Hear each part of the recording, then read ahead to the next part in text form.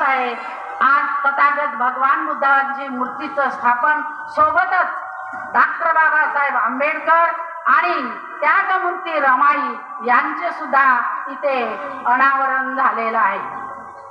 सांगायचं तात्पर्य एकच आहे, त्या मूर्ती दिली आणि बाबासाहेबांचं पुतळा आणि रमाईचा सुद्धा पुतळा आहे, परंतु या विहारामध्ये धम्म काय आहे?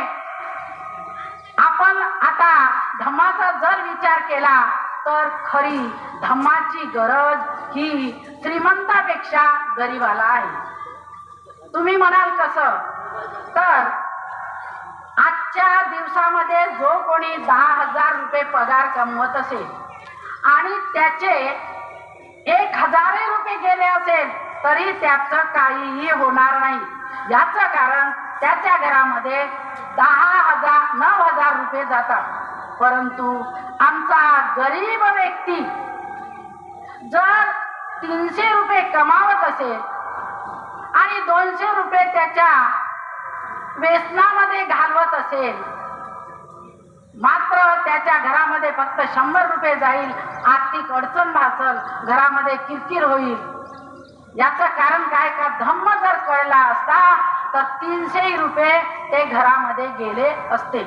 धम्म नाही कळाला म्हणून आम्ही व्यसनाकडे लागलेलो आहोत आणि आपण कुठली मूर्ती आदर्श म्हणून ठेवतो, आदर्श घ्यायचा असतो आणि तसंच इथे मूर्ती आहे। आपले मुलं दर दिवशी एक टाइम ठरवला पाहिजे, रात्रोचे 7 वाजता किंवा त्याच्या आधी जसं तुम्हाला जमते तसं गेलं पाहिजे। पंचशील त्रिशरणाचे पुस्तकं सुद्धा मी दिलेले आहे, तिथे आपण मराठीत सुद्धा मी लिहिलेलं आहे। हे आपण केलं पाहिजे। आपण जरी घडलो नाही, आपल्याला उशिरा धम्म कळला, परंतु आज एक सुवर्ण संधी आहे, त्या लवकर आपल्या मुलांना धम्म कळू शकत आहे। याआधी गौतम सरांनी म्हटले, कदाचित यदा कदाचित आमची पिढी ही गरिबीतून पुढे आली आणि आम्ही सर्व आमच्या डोळ्यांनी पैसा सुद्धा पाहिला, आमच्या मुलांना तो त्रास होत नाही आहे। परंतु त्यांना जे आता जे मुलं आहेत छोटे छोटे, यांना जर धम्म कळाला तर कदापिही वाईट वळणाकडे जाणार नाही।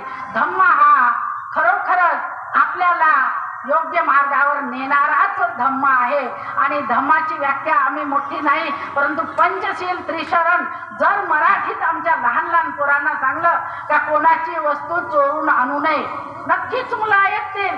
त्यांना ते माहित होते का आपण दुसऱ्याची वस्तू घेणं म्हणजे चोरी आहे। आपण कोणत्याही म्हणजे कोणत्याही प्राण्याला धरून कापू नये, त्याला नक्कीच समजत तो निष्पाप आहे। हे अगदी लहानपणामध्ये शिकवा लागते। तथागत भगवान बुद्धांनी आपल्याला पंचशील त्रिशरण मधून सांगितलेलं आहे। मला करून दिला। आता बाबासाहेबांबद्दल सांगायचं झालं तर